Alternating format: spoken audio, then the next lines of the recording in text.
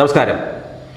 കേരളത്തിന് വീണ്ടും അടികൊടുത്ത് കേന്ദ്രം വിവിധ സ്ഥാപനങ്ങൾക്ക് വേണ്ടി വായ്പകൾക്ക് ഗ്യാരണ്ടി നിൽക്കുമ്പോൾ ഒരു നിശ്ചിത തുക മാറ്റിവെക്കണമെന്നാണ് കേന്ദ്രം പറയുന്നത്. നേരത്തെ കിഫ്ബി ഫണ്ടിൻ്റെ കാര്യത്തിലൊക്കെയുള്ള കേന്ദ്രത്തിൻ്റെ നിർദ്ദേശം എല്ലാവർക്കും അറിയാം.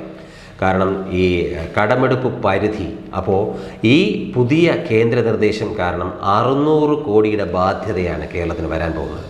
സാമ്പത്തിക സ്ഥിതിയിൽ ആകെ ബുദ്ധിമുട്ടിലായിരിക്കുന്ന കേരള സർക്കാർ ഇതിനെ എങ്ങനെ നേരിടും എന്നുള്ളത് ഏറ്റവും വലിയ പ്രശ്നമാണ്. സാമ്പത്തിക വിദഗ്ധരൊക്കെ എല്ലാവരും ചൂണ്ടിക്കാട്ടുന്നുണ്ട്, കേരളത്തിൻ്റെ അവസ്ഥ വളരെ ദയനീയമാണ്.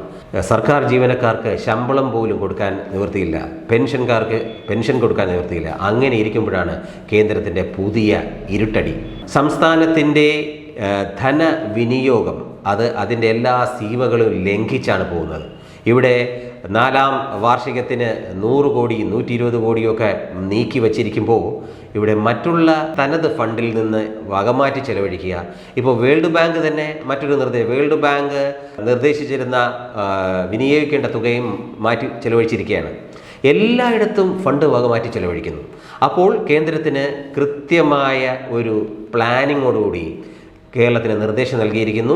ധനകാര്യപരമായ എല്ലാ നീക്കങ്ങൾക്കും അതിൻ്റേതായ ചട്ടങ്ങൾ പാലിച്ചേ പറ്റൂ.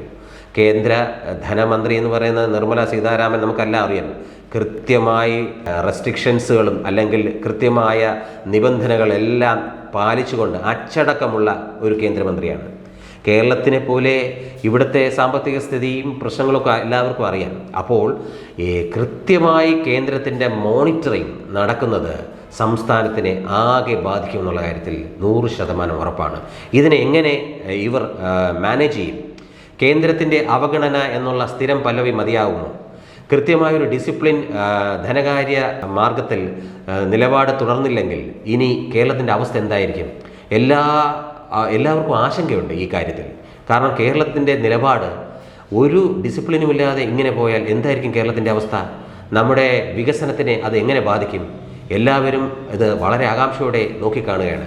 എന്തായിരിക്കും കേന്ദ്രത്തിൻ്റെ അടുത്ത നിലപാട് എന്നുള്ളത് ആകാംക്ഷയോടെ എല്ലാവരും നിരീക്ഷിക്കുന്നു.